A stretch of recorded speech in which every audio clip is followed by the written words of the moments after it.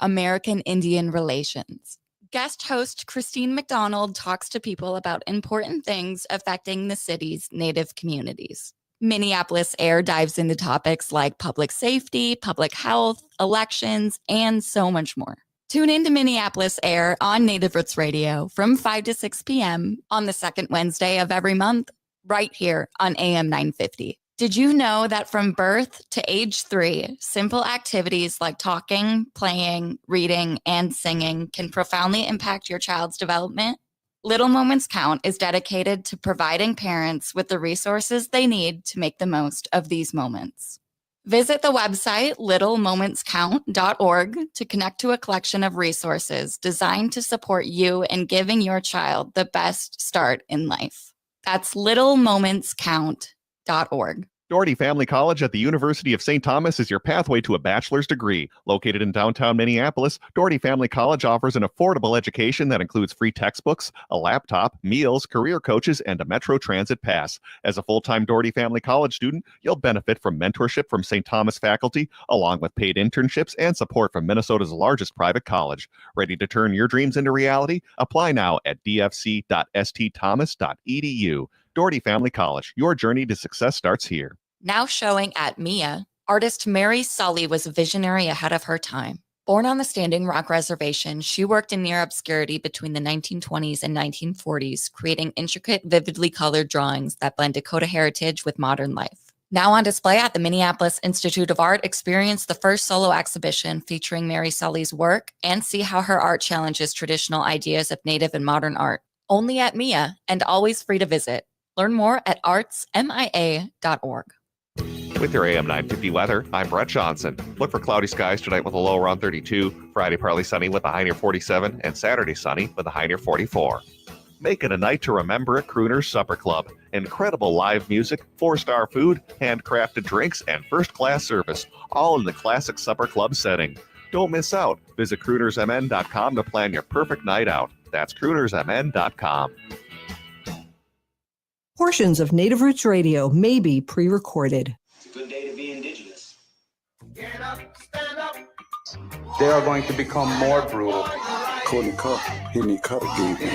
Because all the hippies were trying to be Indians anyway. They're going to become more repressive because it's a matter of dollars and their illusionary concepts of power. Hey, Victor. We must live in balance with the earth. And also with recent happenings at Wounded Knee. I am awake. Welcome to Native Roots Radio presents I'm Awake, and I'm your host, Wakanja Hade. Hey, Kadagi to all my friends and relatives in 4 directions. You are listening to Native Roots Radio presents I'm Awake, and I'm your host, Robert Pilot. Hey, we discuss local, national, Native news and events, and as you know, Chujunk, Native issues are human issues, and human issues are Native issues. Yes, you are right, Dega. And this portion of the show is supported by the Minnesota Indian Women's Sexual Assault Coalition. Hey, we have a super duper interesting show today, and I want to hand it over to Robert Lilligren, who's president and CEO of Native American Community Development Institute, but wears many, many hats in the community. And I just want Robert to take over and talk a little bit about what we're going to be talking about today and our special guest. Yeah, thanks. Bonjour, Robert. Bonjour, Haley. So good to be with you. Thanks for having me. Thanks for having our special guest, Terri Smith, and I'll introduce her in a second. But Terri works for the Metropolitan Council. That's our regional government here in the Twin Cities. And so I thought I'd talk a little about the council and then get into Terri's specific work. And so the Metropolitan Council is a 17-member governing body for the region. 16 of us are district representatives, and the chair is at large. We're all appointed by the governor. So Governor Walz, Lieutenant Governor Flanagan, our Ojibwe sister, are the appointing authority, or for me, the governor is. And it's, technically, the Metropolitan Council is what's called a Metropolitan Planning Organization, or MPO, as we say in government. And every metropolitan area of a certain size, I think it's 100,000 or maybe 150,000 people, are required by the federal government to have a Metropolitan Planning Organization, or an MPO. And that's the mechanism by which federal funds get translated into local government projects and initiatives. Here in the Twin Cities in Minnesota, we have an unusually robust metropolitan planning organization that functions as a more of a full government. We provide certain services. We operate the region's wastewater system, for example. We operate the region's major transit provider. And then we have other areas like parks and open spaces. We direct money from the state to different parks implementing agencies throughout the region. We're the major planning organization for this region as well. And we're just in the process of doing our comprehensive planning for the year 2050. That's kind of what our perspective is. And we also are involved in housing. And part of what we do is channel funds to housing projects and economic development projects. But also we have a relationship with the Housing and Urban Development, HUD, in the federal government. And one of our functions is as a Housing Redevelopment Authority, an HRA. And authorities in government tend to mean you have the authority to tax and spend taxpayer dollars. In this, the HRA operates our public housing. Metropolitan Council owns public housing. We support public housing that's funded through HUD, through the federal government. And we are a very large public housing authority. We're one of the largest, I think, in the country, but certainly in the state. About half of our 7-county metro area is included within our public housing authorities there. That's our service area. And we are very fortunate in our region to have Terri Smith as our Housing and Redevelopment Authority Director. And Terri is phenomenal. The dealing with federal money in general, for those of you who've done it, is painstaking at times, arduous. Managing an enormous public housing system is a lot of work. And Terri really puts the people at the center of the work. And I've just been so impressed. I knew Terri before I was on the Met Council, just from some of the tables that I was serving at before, and working with her for now, coming up on 7 years or 6.5 years. I've just been so impressed with her work. And so I'm so grateful that Terri was able to join us. And Terry's going to talk about maybe a number of things, but the big deal thing is that Met Council is about to reopen its waiting list for housing vouchers. And that's a big deal in itself. It happens, I think this is my second time since being on the council, so maybe 6 years, something like that. It's very, very competitive.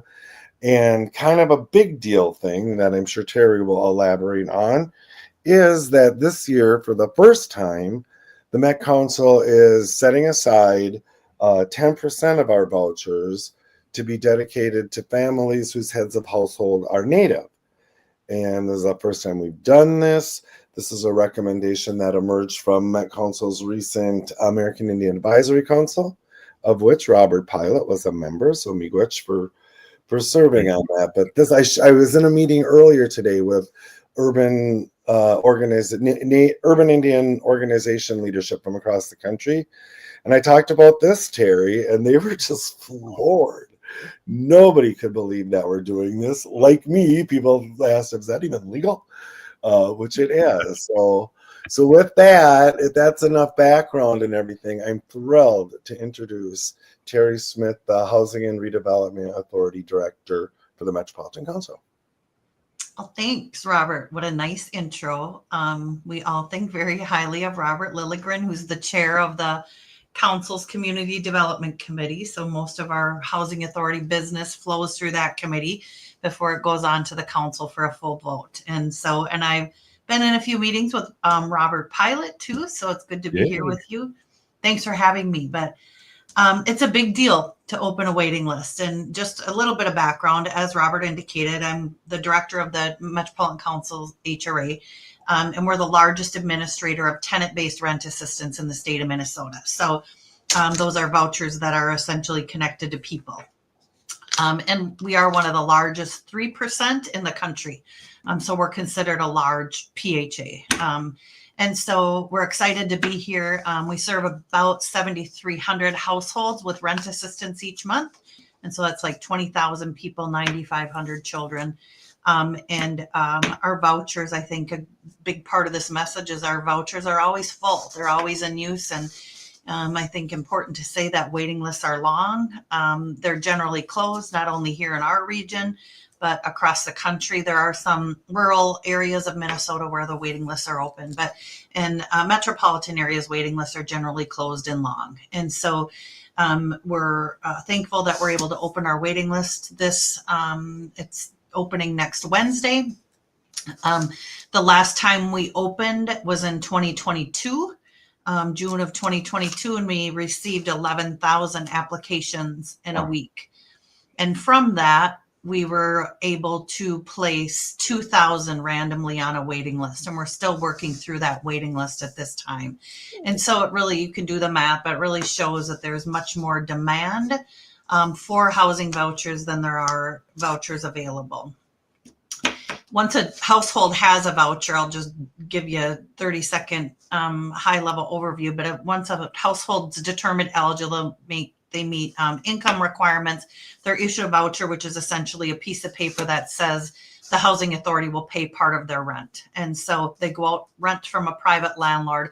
The housing authority pays part of their rent, and then the household pays 30% of their income towards rent. So it's a way to get safe housing for people that otherwise couldn't afford it. Yeah, that's awesome too. And I just want to jump in too, that the apply time is between 9 a.m. April 9th and noon April 16th, and visit www.waitlistcheck.com to create an account and apply. And I'm going to say that a couple more times, but Robert and Terry, this is just unbelievable that this option is here for our Native people. One of the questions I would have is, how can and do you prove that you're Native American?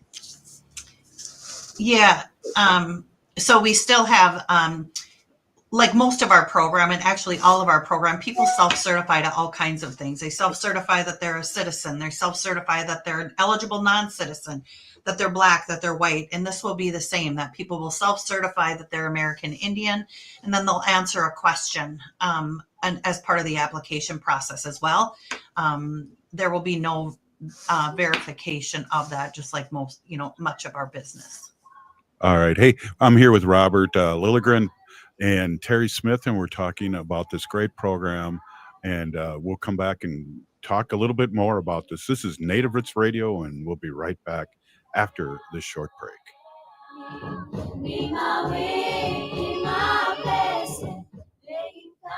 Activism in the 21st century takes many forms. For Minnesota Chippewa artist Rory Wake-em-up, it's Funktivism. He uses humor, satire, and regalia to challenge social and environmental injustice. Smart Wars is Wake-em-up's latest solo exhibition. It's a bold mix of Indigenous heritage with modern commentary. Through his multimedia art, Wake-em-up challenges perceptions and sparks conversations about Native resilience, climate action, and truth-telling. See Smart Wars at All My Relations Arts in Minneapolis, February 27th through April 5th. Details at allmyrelationsarts.org.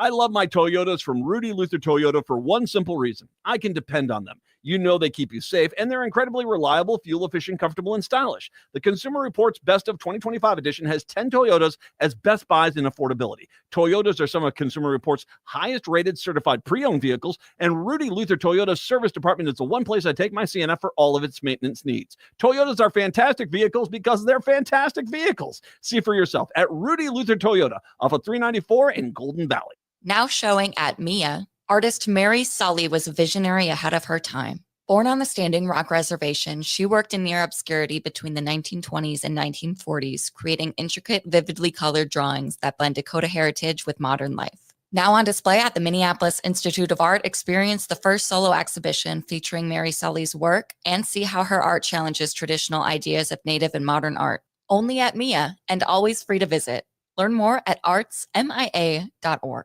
The city of Minneapolis is now on Native Roots Radio with Minneapolis AIR. AIR stands for American Indian Relations. Guest host Christine McDonald talks to people about important things affecting the city's Native communities. Minneapolis Air dives into topics like public safety, public health, elections, and so much more. Tune in to Minneapolis Air on Native Roots Radio from 5 to 6 p.m. on the second Wednesday of every month, right here on AM 950.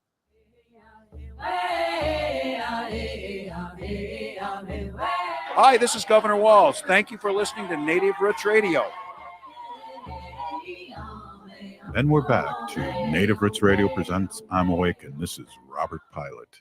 This portion of the show is supported by Native American Community Development Institute, or NACDI, in Minneapolis. Hey, we have Robert Lilligren, President and CEO of Native American Community Development Institute, and Terri Smith, Director of the Metropolitan Council Housing and Redevelopment Authority.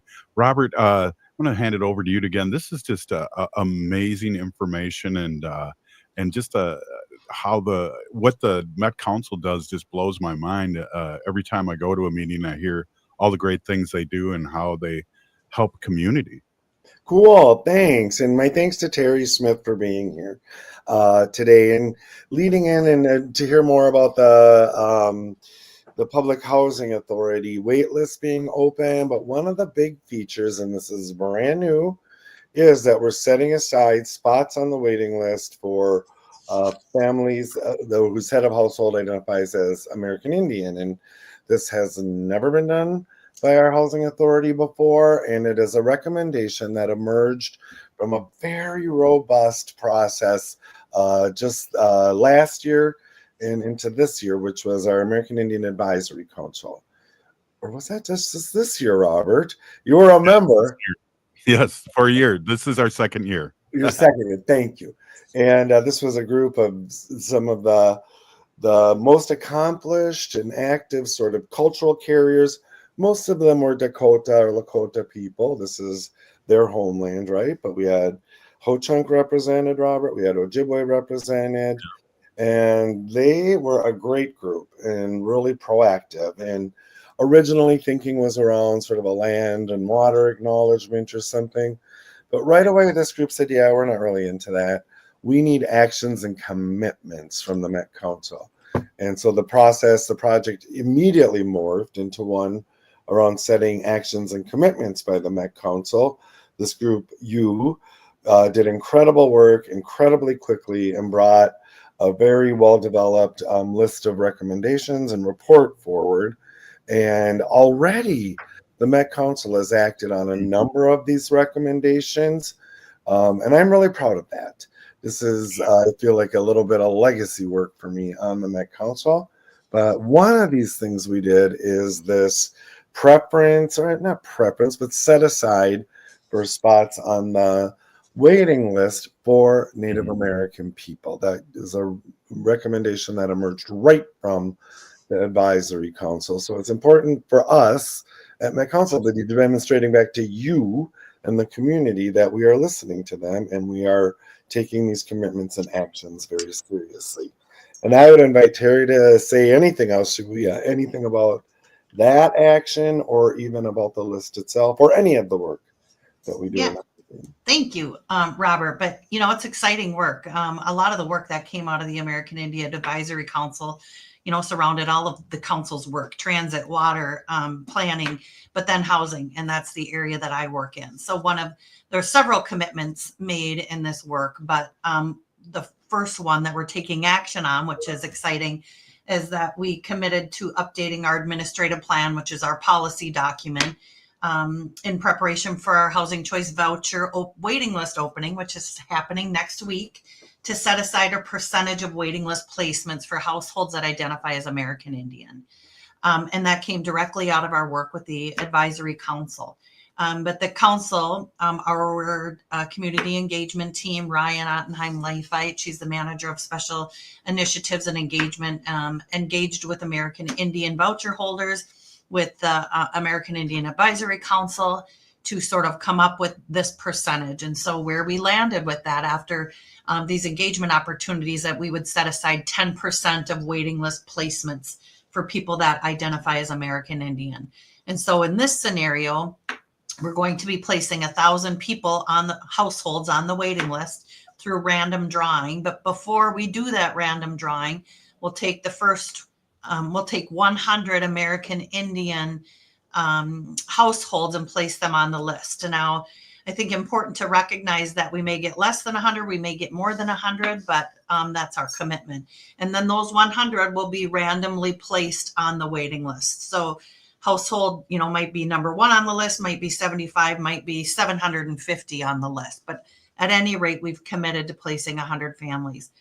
If we have over 100, once we take the first 100, then we do a random drawing for the remaining 900 waiting list placements. So there could also be American Indian households that qualify for additional waiting list spots. So it's the first time we've done this. To my knowledge, we're the first. I know we're the first in the state. I'm on some national housing committees, and I haven't heard of housing authorities even nationally that have done this. So we're excited to partner with our community members on this and hope we can make a difference with this waiting list preference. A couple of other things that I will say: the last 3 waiting list openings, so in 2015, 2019, and 2022, 3% of our applicants that applied self-identified as American Indian. And that ended up being 45 to 60 households. And so we're hoping that our robust engagement about the waiting list opening will allow more American Indian households to apply to the waiting list. And so this policy will be impactful. So tell your friends, tell your family members, tell your neighbors. You go to www.waitlistcheck.com/metro, and then that's how you apply. We'll have staff members at community locations all over the region, most public libraries in the core, and then several in the suburbs will have people there and available to help people apply to the waiting list. If folks are having trouble navigating the technology or just want some help, we're there to help folks. We also will have people stationed at our office downtown St. Paul during the opening at 390 Robert Street if people need help navigating. So we're opening, purely online. So you have to do it online. And that can be complicated for some folks. So we're here to help. Our outreach team has worked with the library system, trained some of the library staff. We have community members that will be helping with the opening. So we've hired some consultants with lived experience in homelessness that will be stationed at some of the libraries to help. So we're just wanting to spread the word far and wide about this. Well, Robert and Terry, it's going to be interesting to see what numbers come back. And I know you had a lot of due diligence to come up with this 10% and talk to the community, and that was exciting to hear. And it was fun because when we talked about this coming up, I just got so excited we reached out and to amplify this. And then we were talking about, well, maybe next time it'll be 12%. Oh, Well, nothing succeeds like success, right? So if we can fill 10% of the spots, great. If it's more than 10%, then we're demonstrating greater need, right? And there's a rationale here. Issues of housing affordability disproportionately impact our communities, right? So there's a reason to be doing this, and I think one of the big things too, Robert, is once people get placed on the list, then as someone goes, essentially as one household goes off the program, another can come on. And so then when a household comes to the top, then we determine eligibility. Do they meet the income requirements? And then they're issued a voucher, and then they need to go out in the open housing market and find a landlord who's willing to take the voucher, because in our state, it's still a voluntary program. Although in Minneapolis and a few other communities, they've adopted non-discrimination ordinances that require landlords to consider voucher holders. And so we hope to see that on a statewide level, but we haven't yet. So. Yeah. And thanks, Terry. And I think it's also important to note that one of the fundamental philosophies in the Met Council and through the Public Housing Authority and a lot of our policies is emphasizing options for the person looking for a place to live. We call it choice, right? And so we set annually sort of this policy plan that Terry was talking about, and that's always a huge emphasis. And so kind of this idea that people should have options about where they want to live. They often use things like school systems, school quality of schools, quality of parks, quality of life in a community. And so the way we operate our public housing authority is to allow for as much choice as possible. And, we have to set rents high enough that people can live in these communities where maybe they wouldn't have options to do that. And then another important thing is that once someone has a voucher, provided they continue to meet the requirements, that's portable, right? They can take that with them to other properties. And so this is kind of a big deal. I think the other thing that I'll mention is about our service area. So there are 10 housing authorities in the metropolitan region that operate the Section 8 voucher program, us being one of them. And so the Metro HRA service area, we serve suburban locations. So we serve all of Anoka County, all of Carver County, and then suburban Hennepin and Ramsey. Minneapolis and St. Paul have their own housing authorities and their own voucher program. So it's important for people to know that if they get one of our vouchers, they're likely going to have to move to a suburban location, at least for the first 12 months, and then that voucher becomes portable. If I have time, we have another chunk of vouchers coming from a state-funded program that was funded in 2023, and those are coming online in 2026. And so we're excited about that, those vouchers as well. Wow. I just want to say a big peeny gigi. Thank you so much, Robert Lilligren, for all you do. And Terry, great work. Thank you so much for amplifying this and being on Native Roots Radio. Hey, we're coming up next. Thanks for having me. Soon. Right on. Native Roots Radio. We'll be right back. Are your remote workers putting your company at risk? Not sure what steps to take to secure your data? Hi, Mark Sommerfeld from Rymark. The Rymark team is guiding our clients through these difficult times. In fact, demand has been so high, we created an easy-to-follow guide with the 5 steps to securely work from home. It's yours free.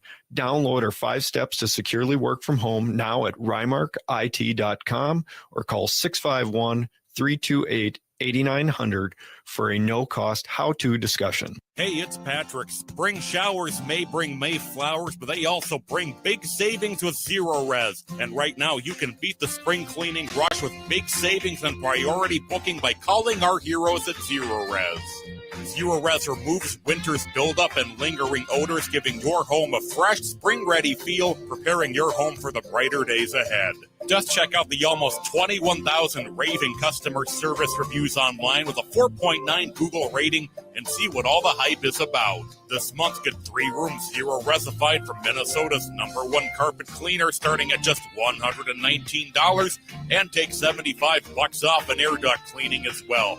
You owe it to yourself and your family to breathe healthy, happy, and clean. Call Zero Res right now at 9520-RES or go online to ZeroResMinnesota.com and say you want the AM 950 special. Spell it backward or forward, it's the same. Zero Res.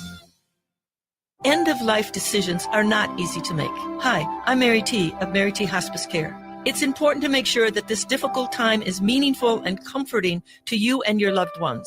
Our hospice team provides an individualized program of physical, emotional, spiritual, and practical care so your loved one is comfortable and not in pain. At Mary T. Hospice, we understand that choosing the right hospice care provider can be overwhelming, but we're here to assist you. Learn more today at marytinc.com. When was the last time you had your roof inspected for extreme weather and hail damage? This is Chad, owner of AM 950, to talk about the exterior construction company I trust, Snap Construction. If you've noticed new roofing projects in your neighborhood, your home was likely hit by hail last summer and experienced damage. Snap Construction is helping homeowners like you, and they're the roofing specialists I trust. They are the most well-reviewed contractor in the Twin Cities and have a ton of positive customer reviews from homeowners just like you.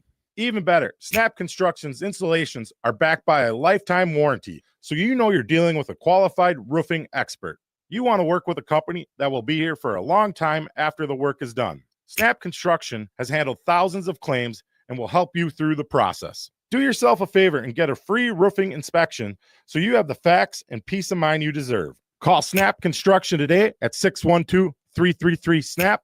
That's 612-333-SNAP. Or visit snapconstruction.com. AM 950, the progressive voice of Minnesota. Hi, I'm Rachel Shamblatt. My dad is Dr. Scott Shamblatt from Shamblatt Family Dentistry. A lot of people are afraid of the dentist, but you don't have to be. My dad makes going to the dentist comfortable and even fun. He won't be mad if you haven't seen a dentist in a long time. He just wants to take care of you and your teeth. If you don't see my dad, please see another dentist. Take care of your teeth because they're the only ones you get. Shamblatt Family Dentistry in Hopkins and St. Paul. Find them online at shamblattfamilydentistry.com or call 1-800-FIX-MY-TEETH. With your AM 950 weather, I'm Brett Johnson. Look for cloudy skies tonight with a low around 32, Friday partly sunny with a high near 47, and Saturday sunny with a high near 44. Looking for the perfect night out? Head to Crooner Supper Club. There's amazing shows all year long, and stop by Maggie's Lounge for cocktails and conversation. Visit croonersmn.com for more info. Crooner Supper Club, old school nightlife with a modern twist. That's Crooner Supper Club.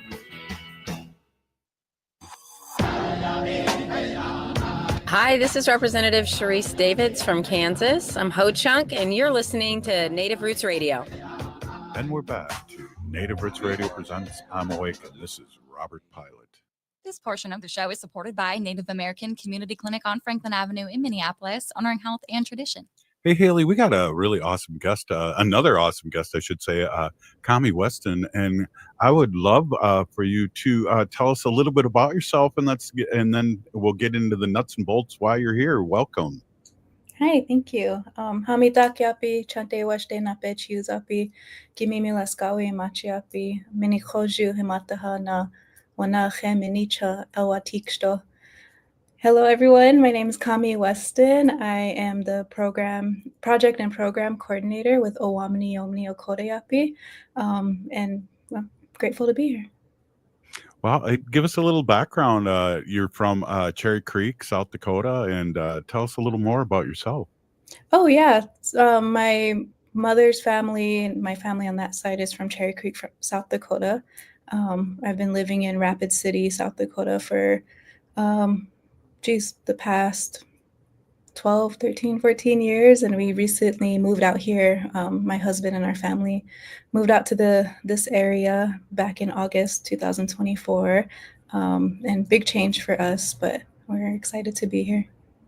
Well, welcome. And we need more Native Americans in this area. So big welcome.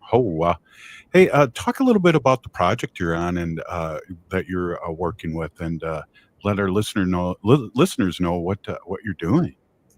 Yeah. So when I first started to look this way for different places, I wanted to stick with a Native organization. And after doing a lot of research and talking to people, I found Owámniyomni Okhódayapi, which is a Dakota-led organization. And we use a lot of our Dakota values and kind of creating a way for the people in the cities. And it's a nonprofit organization. We're working on restoring 5 acres of land right in the middle of Minneapolis, downtown Minneapolis, at Owámniyomni, which is also known as St. Anthony Falls. And just kind of making it more welcoming and creating a place where Dakota people can feel more at home and return home. Right. And will signage be there too? So our white allies that come down there realize how important this has been for thousands and thousands of years to Native Americans and especially Lakota Dakotas? Yeah, there will be a lot of signage up explaining all of that. And we currently have some audio signs there that has a QR code that you can scan. And it's really awesome because you scan those codes and it tells the story of the area, both in Dakota and English. It's on the side of the falls where our site is at, but there's construction going on there right now. So we're looking to add more signs across the whole Stone Arch Bridge. Yeah, and that's what I find too, is that people just don't know, and it's great to have that information and education to people that are visitors to your land, and they can get educated. And so, what is your role with the organization? What do you do specifically? Yeah, education is key. That's how we really teach others of our importance of the area and why it's important to us. My role with Owámniyomni Okhódayapi, I'm the coordinator for the project department and also the programming. project is mainly working with our design team and kind of the behind the scenes and making everything roll to how it's supposed to and keeping up with our timeline. And then on our program side, that's really more like I work with Barry. And so that's more community engagement and getting our knowledge out there and engaging with the community. Well, he'll bring that canoe that he just made and dug out, and Yeah. he'll be racing us ho chunks because we got a dugout canoe too. Oh, wow. Yeah, we'll go down the Mississippi. Exactly. So, can you talk about the design planning that's underway currently? What are you? How is this looking, and how can we recognize it? Yeah, so if you go down there right now, at the Stone Arch Bridge, right there by the Mill Ruins Falls, Mill Ruins Park, it's kind of just a big empty concrete parking lot with the building there. It's not visually appealing. You know, you want to walk across the bridge and see the beautiful river and you know, the land there, but that building in the parking lot's kind of in the way. So we wanted to give an area, restore it to as possible, close as possible to what it once was, because the spirit and the feelings are still there from what it used to be. So our design and engineering team is currently developing a plan to heal the land there, and they're working with Dakota knowledge keepers on how to keep the Dakota values and traditions going all throughout the process. Yeah, and that's amazing because as we know, and our previous guests, I've found out so much about when it comes to water. That is where we have ceremony, and that where is spiritual for us. There's no doubt, and there's different touch points of that. But the water is, as we've Mhm. said over the years and years, water's life.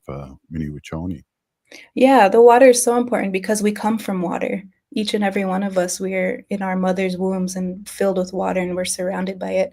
It's our first medicine, and it's what takes care of not just us, but our plant relatives and our four-leggeds and everybody. Everybody needs water, so it's really important to um, do what we can now to help with the waters and the area.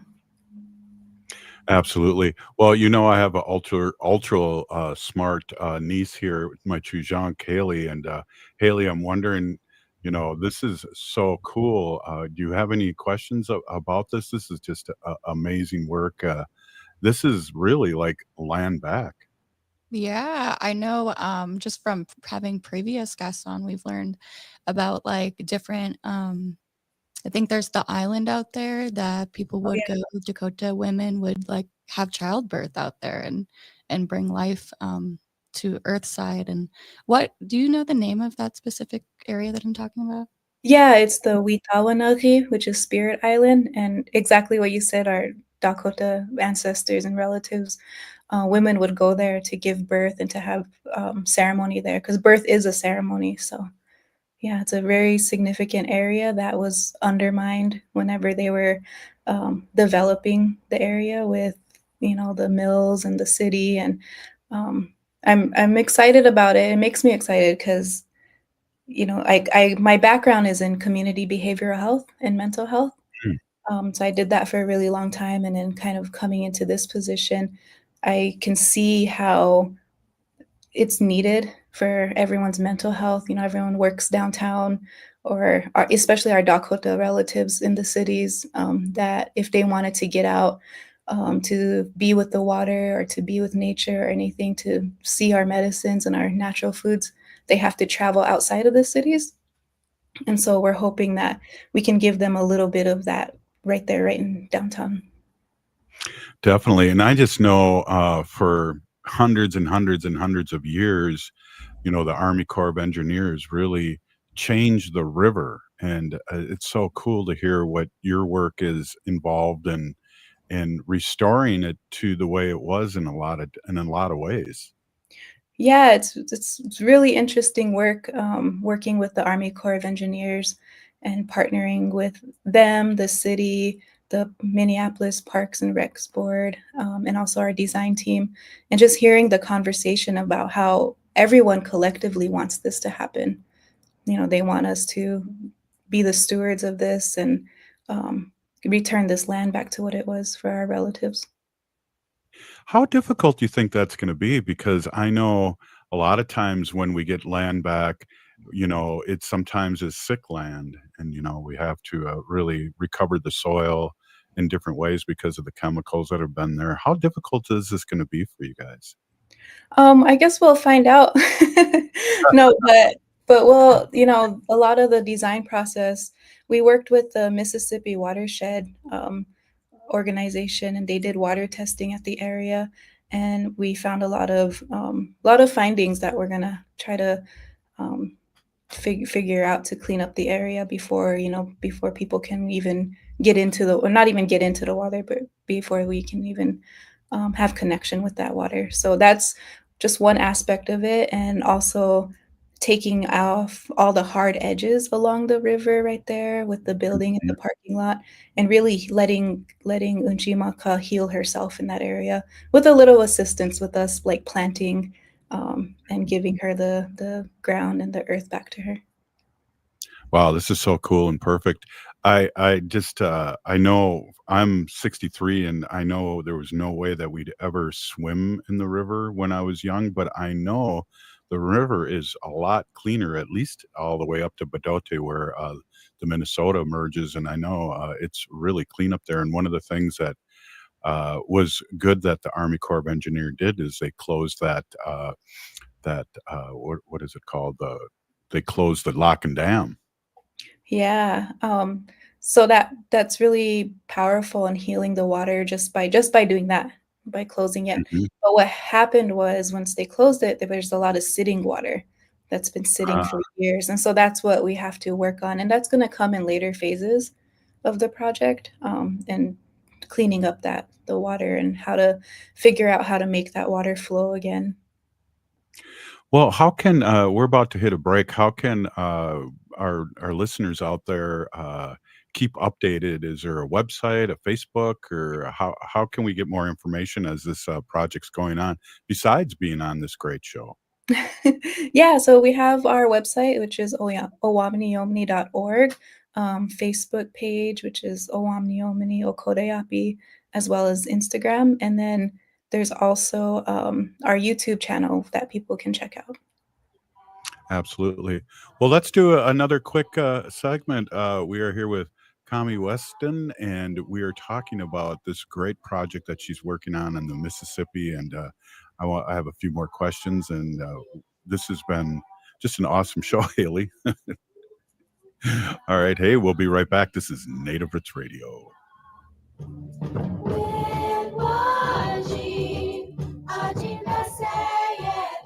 The city of Minneapolis is now on Native Roots Radio with Minneapolis AIR. AIR stands for American Indian Relations.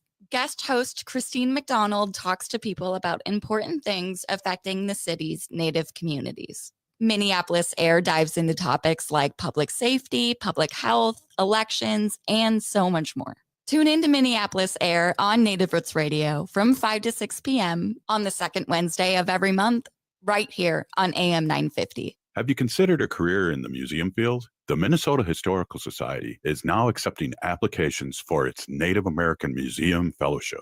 The 10-week summer program is a mix of workshops, seminars, and hands-on internships at the Minnesota Historical Society. It is open to undergraduate students, recent graduates, and community scholars with an interest in museums and heritage studies. Learn more and apply now at mnhs.org/NAI.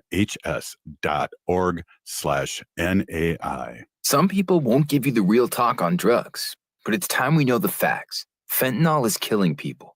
It's a powerful opioid, often made illegally and commonly mixed with illicit drugs. It can even be pressed into counterfeit pills that resemble prescription medications. Just 2 milligrams, about the size of a few grains of sand, can potentially be lethal. This isn't an ad to scare you, but it is an ad to make you think twice. Get the facts. Go to realdealonfentanyl.com. This message is brought to you by the Ad Council. J&S Bean Factory is a native-owned, community-supported, cozy, artsy coffee shop which offers roasted on-site beans, live music, and baked goods. Relax in the beautiful outside patio. City Pages writes, voted top 10 coffee shops. Tucked into a quiet corner of St. Paul's Highland Park neighborhood, this coffee shop roasts beans on-site from the best coffee-growing countries in the world. Located at 1518 Randolph Avenue, St. Paul. The good stuff. Oh, this is Dallas Goldtooth, and you're listening to the Native Roots Radio. Hoka, hicha, wecha. Welcome back to Native Roots Radio presents I'm Awake, and this is Robert Pilot. In this portion of the show, we like to bring awareness to our Minnesota wolf population. Say no to the hunts. Oh! Well, next time you're on Kahomy, you will howl with us in a way. Oh, wow. That's so cute. we have to keep it going, and Haley has a great tagline on that, and our lieutenant governor is from the Wolf Clan, so we recognize that too. Oh, wow. Oh, that's awesome. Let's talk a little bit about what kind of restoration that's happening at the Oak, Savannah, and Limestone Bluff, and can you give us kind of a general and what kind of timeline too? I guess is more what I was wondering. Yeah, so the plan is to, by 2028, the Land in the Water will have, that the Land in the Water area will be restored for our plant and animal relatives and then permanently cared for by the Dakota, using Dakota practices. And a really big goal of Owámniyomni Okhódayapi is in the design is restoring the habitat of the site. And like I said, we want to give it back to Unchimaka to heal herself with a little help by creating that that prairie landscape and oak savanna, and then going down to like a lowland forest area. And in turn, that will revive the habitat for the migratory birds, the fish in that area, and also the animals that once lived there, like the sinkbe, the muskrat, which plays a huge role in the creation story for Dakota people and as other tribes also in this area. And there's a couple there that live there now, and they're so cute. We actually have a video on them if you guys want to check it out. It's on our YouTube page. But yeah. So do you have names for these people? Oh, I never asked, but we should name them. I'm sure there'll be Lakota Dakota names, good ones. Oh, wow. Well, this is just awesome work. And again, before we let you go, I'd just love to have you give the name again and how people can find what you guys are doing, because this is exciting work. This is really, and I kind of touched on it just towards the end of the last segment, is that this is a real big form of land back. And land back is more than just giving us land, but it's the restoration that your organization's doing. Yeah, so we're Owámniyomni Okhódayapi. You can find us on Facebook, on our website, YouTube pages.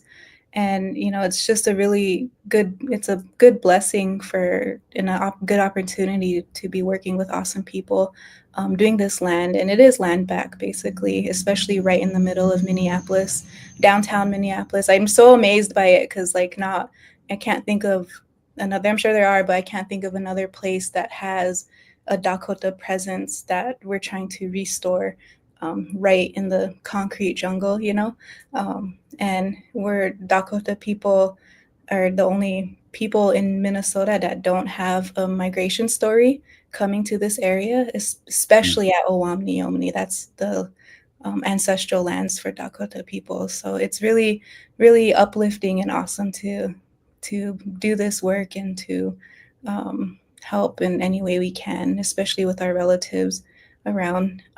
And yeah, we hope that in the future we can all come to a place and gather and pray and do our activities there. A lot of our project we wouldn't be able to do without the Outdoor Heritage Fund and the Minnesota Environment and Natural Resource Trust Fund, and a lot of other donors and funding opportunities that is making this happen. So just wanted to thank. It's amazing what you guys are doing. It really, really is. And uh, I can't say enough. And I really liked what you had to say too about Lakota. Sometimes I forget that because we're Ho-Chunk and we're all over the place. But this is the original land of the Dakotas, and you guys don't have a traveling story. This is where you were made. Yeah, it's really interesting, and I'm so honored to work with them and bringing that back, bringing our presence back in our history, educating people of why it's so important. Exactly. Well, before I let you go, do you have anything else that you'd like to say and or give a shout out to anybody listening or? Um, just shout out to our team for making it happen, our design team, all of our funders, and everyone that's putting an effort into it. All of our partners around the city and with the state. It's really amazing, and it's awesome to be a part of. It is, and Haley, we gotta have you guys on again just for updates, and Yeah. I'm just totally, totally blown away. And I don't live that far away, so I'm gonna go down there and check it out. Maybe when the sun sets, I'll go down there and check it out. Yeah, we're gonna start doing our monthly interpretive tours that Barry facilitates. But if anyone wants to schedule a tour, they can always reach out on our website or to any of us. Wow, and that's Barry Hand, correct? Yeah, Barry Hand, yeah. Right on. My old buddy from Harding. Yeah, well, thank you again so much for coming on, and have a great day, and I can't wait for more updates. Yeah, thank you guys. Have a great day. You too, thanks. Wow, Haley, what a show, huh? I Jeez. think so. Yeah, like Allison said here on Facebook, the guests today are really doing great things for the community. Yeah, it is, and I can't wait to get more updates on this happening around the Mississippi there. Hey, I wanted to tell you that I went to that documentary last night. And what was that? The Leonard Peltier documentary at the what was it? The film festival, the Minneapolis St. Paul Film Festival. Oh, nice. And they had 3 theaters that were sold out, Yeah. and they staggered them. One started at 7, then one was 7:15, and one was 7:30, and Oh, good. is I at got those times right yesterday. yeah, you did, and I appreciate that. And 7:15 was interesting because we had a video from Leonard that I sent you that was very interesting. Maybe we'll play that tomorrow or something, or next week sometime. But people, I just got to tell you to go out and see that documentary. I know it's only there for a few days, and but I got you know how I get FOMO, Haley. In the theater one, Leonard and one of the other people that were arrested for uh, the murder of those 2 FBI agents were on live in the theater and doing questions and answers. So that sounded really amazing. But we had that really cool video, and I just wanted to say to people, go out there and check it out. Make sure you get tickets first, because not only the story needs to be told, and it's told in such a great way, and it's a beautiful way, and it's a narrative by Leonard himself, and also from past recordings, and gives the history of AIM, and it was great to see Madonna Thunderhawk on there too. We love her, and she's still kicking, and Indian Collective, and how they really had helped the charge of getting Leonard out. And it was funny, the documentary ended where he did not get out, and then they revised it because on January 20th is when Biden gave them that commute, and so they had to add like a couple minutes to the documentary at the end with that they were all outside the prison, and he got the commute, and I don't know, it was amazing. So I wanted to tell everybody to go out there and see it. And again, I just want to give a shout out to people that I ran into that listened to the show. Big Gigi for listening to our show, and then I really, really appreciate when you come up and say hi. It's keeps us going here at Native Roots Radio.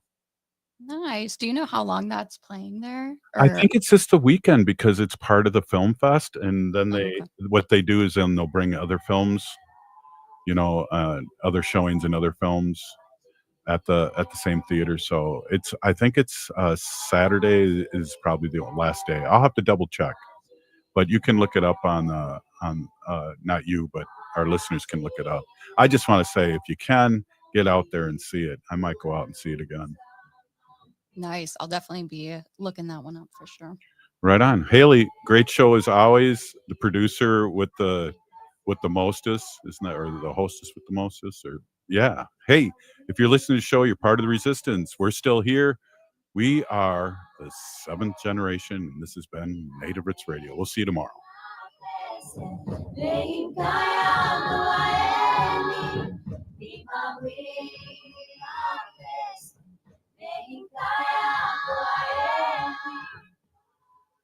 Did you know that from birth to age 3,